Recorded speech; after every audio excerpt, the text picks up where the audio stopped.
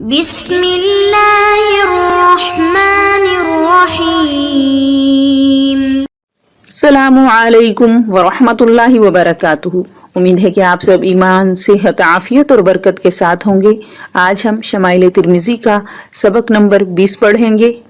پچھلے سبق میں ہم نے باب ما جاء فی لباس رسول اللہ صلی اللہ علیہ وسلم کی چند احادیث کو تفصیل کے ساتھ پڑھا تھا۔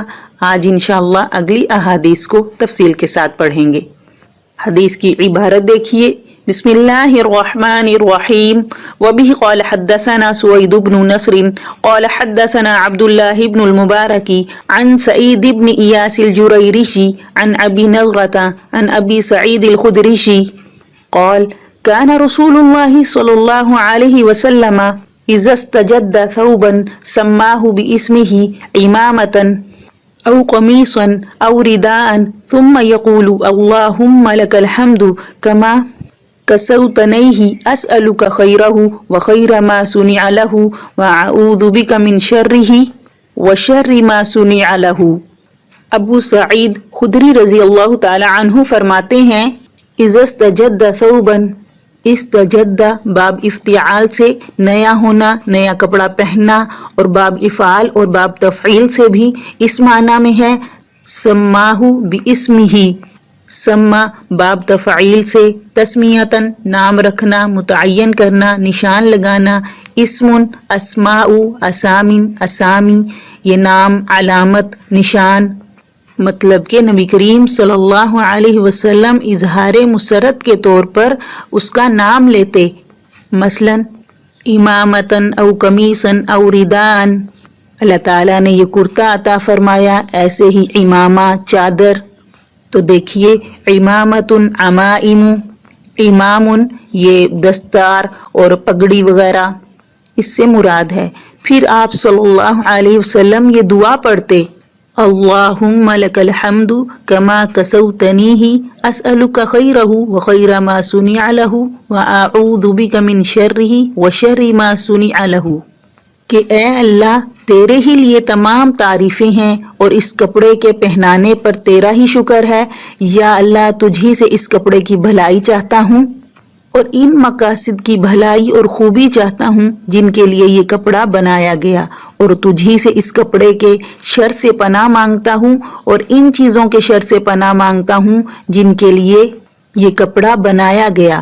کپڑے کی بھلائی برائی تو ظاہر ہے یہاں پر۔ اب دیکھیے پہلے یہاں پر معنی دیکھ لیجئے۔ الحمد تعریف کرنا، حمد کرنا، خوبی بیان کرنا، اچھائی بیان کرنا۔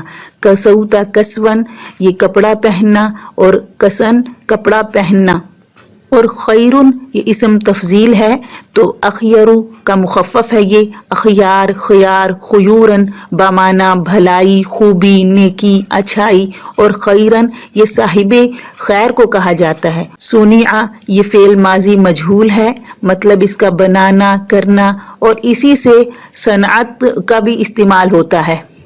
اور اعوذ یہ اعوذن، ایاذن، معاذن پناہ لینا، پناہ چاہنا۔ شرن شرورن برائی، یہ ہر قسم کی برائی کے لیے اسم جامع ہے، اور شریر ہونا، شرارت کرنا۔ مطلب یہ ہے اس دعا کا کہ کپڑے کی بھلائی برائی تو ظاہر ہے، اور جس چیز کے لیے بنایا گیا ہے اس کا مطلب یہ ہے کہ گرمی، سردی اور زینت وغیرہ کے لیے یہ بنایا گیا ہے، اس کی بھلائی، اور جس غرض کے لیے پہنا گیا ہے اس کی بھلائی یہ ہے کہ اللہ کی رضا میں استعمال ہو، عبادت وغیرہ پر معین ہو، یعنی تقوی اختیار کیا جائے اس کے ذریعے۔ اور اس کی برائی یہ ہے کہ اللہ کی نافرمانی میں یہ استعمال ہو، عجب اور تکبر وغیرہ پیدا ہو جائے۔ اور اس کپڑے کی بھلائی چاہنا یہ ہے کہ یہ کپڑا خراب نہ ہو جائے، جل نہ ہو جائے، ضائع نہ ہو جائے۔ اسی طرح ایک حدیث جو کہ امام بن حبان رحمہ اللہ نے اپنی صحیح میں اور امام حاکم رحمہ اللہ نے مستدرک میں سیدنا عمر رضی اللہ تعالی عنہ سے روایت کیا ہے کہ نبی کریم صلی اللہ علیہ وسلم نے ارشاد فرمایا کہ جو کوئی نیا کپڑا پہنے اور یوں کہے الحمدللہ الذی کسانی ما اواری بہ اوراتی واتجمل بہ فی حیاتی پھر اس کے بعد جو پرانا کپڑا ہے اس کو صدقہ کر دے، یعنی نیا کپڑا پہنے اور پرانا صدقہ کر دے۔ تو پھر فرمایا کانا فیہ ظلہ، کہ ایسا بندہ اللہ کی حفاظت میں ہوگا، اللہ کے سائے میں ہوگا، اللہ کی پناہ میں ہوگا، اور اللہ رب العزت زندگی اور موت میں اس کی ستر پوشی فرمائے گا۔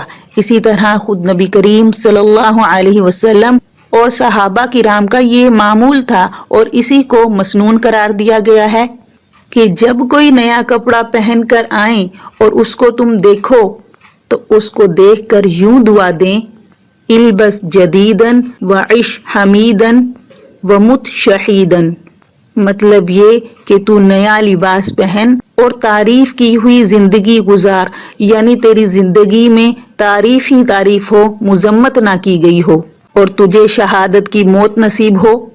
تو علماء کرام کا کہنا ہے کہ یہ دعا جو ہے یہ پڑھنا مسنون ہے۔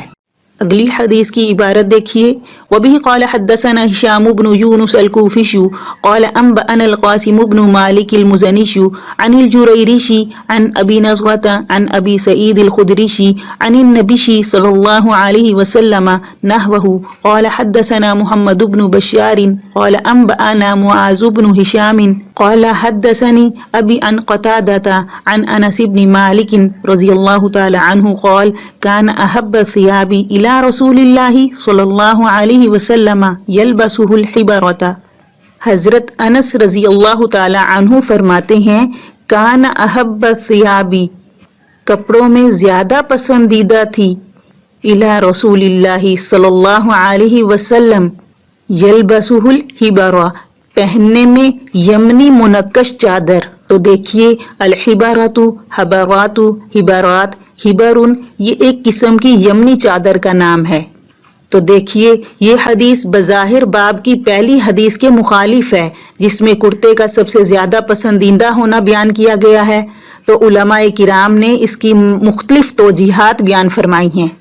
تو سب سے زیادہ آسان توجیہ تو یہ ہے کہ ان میں کچھ زیادہ فرق نہیں ہے، مطلب یہ کہ وہ بھی زیادہ پسند تھا اور یہ بھی زیادہ پسند ہے، یا یہ بھی کہا جائے کہ پہننے کے کپڑوں میں کرتا زیادہ پسند تھا نبی کریم صلی اللہ علیہ وسلم کو، اور اوڑھنے کے کپڑوں میں چادر زیادہ پسند تھی۔ اور بعض لوگوں نے ثبوت کے لحاظ سے اس حدیث کو زیادہ قوی بتایا ہے، اور بعض لوگوں نے اس پہلی حدیث کو لباس کی اقسام پر محمول کیا ہے کہ کپڑوں کی سب قسموں میں کرتا زیادہ پسند تھا، اور اس حدیث کو رنگ کے لحاظ سے منقش چادر کا رنگ پسند تھا، اور بعض نے یہ کہا ہے کہ یہ چادریں سبز رنگ کی ہوتی تھی، اور مقصود یہ ہے کہ رنگ کے اعتبار سے سبز رنگ نبی کریم صلی اللہ علیہ وسلم کو زیادہ پسند تھا، کیونکہ جنتی لباس سبز رنگ کا ہوگا۔ اگلی حدیث کی عبارت دیکھیے، وبه قال حدثنا محمود بن غیلان قال انبأنا عبد الرزاق قال انبأنا سفیان عن عون بن ابی جحیفة رضی اللہ تعالی عنہ عن ابیہ قال ارأیت النبی صلی اللہ علیہ وسلم وعلیہ حلة حمراء کأنی انظر الى بریق ساقیہ قال سفیان اراہا حبرۃ۔ ابو جحیفہ رضی اللہ تعالی عنہ فرماتے ہیں کہ میں نے نبی کریم صلی اللہ علیہ وسلم کو سرخ جوڑا پہنے ہوئے دیکھا، کأنی انظر الی بریق ساقیہ، گویا نبی کریم صلی اللہ علیہ وسلم کی دونوں پنڈلیوں کی چمک اب بھی میرے سامنے ہے۔ قال سفیان رضی اللہ تعالی عنہ جو کہ اس حدیث کے راوی ہیں فرماتے ہیں کہ میں جہاں تک سمجھتا ہوں وہ سرخ جوڑا منقش جوڑا تھا۔ تو دیکھیے انظرو فعل مضارع واحد متکلم، الا کے ساتھ ہو تو مطلب ہوگا دیکھنا، اور فا کے ساتھ غور کرنا، سوچنا۔ آگے پھر بتایا بریکن، یہ برکن، بروکن، بریکن روشن ہونا، ظاہر ہونا، چمکنا۔ اس جگہ بریکن کا ترجمہ جو ہے وہ مصدر سے کیا جائے گا، یعنی چمک، روشنی، اور ساکن مؤنث، سوکن، سیکانن، اسواکن، پنڈلی۔ تو یہ قصہ حجت الوداع کا ہے۔ اس قصے کی تفصیل بخاری شریف میں موجود ہے۔ سفیان رضی اللہ تعالی عنہ جو اس حدیث کے راوی ہیں وہ यहाँ पर मुनक्कश जोड़ा इसलिए बता रही हैं कि सुर्ख कपड़े की मुमानियत आई है, इसी वजह से उलमाए किराम का इसमें इख्तिलाफ है। तो हनफिया के भी इसमें मुख्तलिफ अक़वाल हैं। सबसे पहले बाब में हमने इसके बारे में पढ़ा है कि इसमें तफसील के साथ वजाहत की गई है जो कपड़े की तायीन के बाद उलमाए किराम से तहकीक की जा सकती है। और मौलाना गंगूही रहमहुल्लाह फरमाते हैं कि सुर्ख रंग मर्द के लिए फतवे की रूह से जायज़ है, तकवे के लिहाज से तर्क करना ऊला है। तो इसलिए उलमाए किराम की भी इस बारे में मुख्तलिफ राय है।